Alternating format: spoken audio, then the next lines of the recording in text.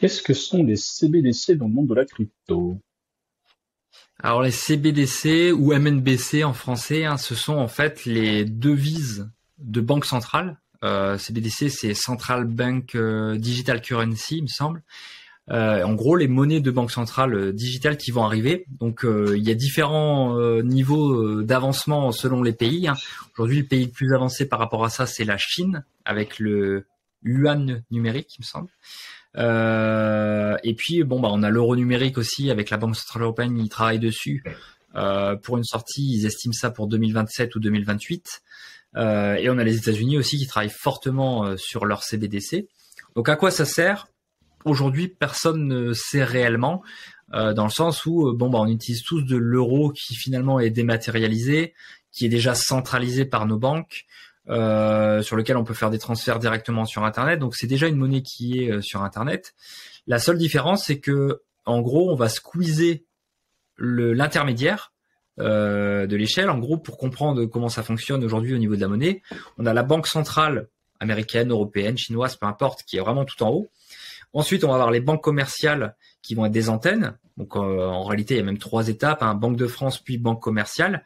Et ensuite, les banques commerciales, c'est avec elles qu'on va faire des crédits, déposer notre argent, aller au distributeur, peu importe. Mais vous, quand vous voulez faire un crédit, ce qui va se passer, c'est que votre banque commerciale type BNP, CIC, elle va faire une demande à la Banque de France pour, j'en sais rien, une maison de 200 000 euros, un crédit à 200 000. La Banque de France va faire la demande à la Banque centrale européenne.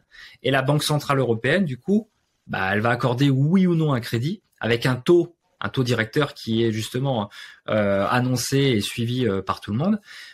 Et ce taux derrière va vous permettre du coup de libérer de l'argent. Donc en fait, la Banque centrale va créer de la monnaie.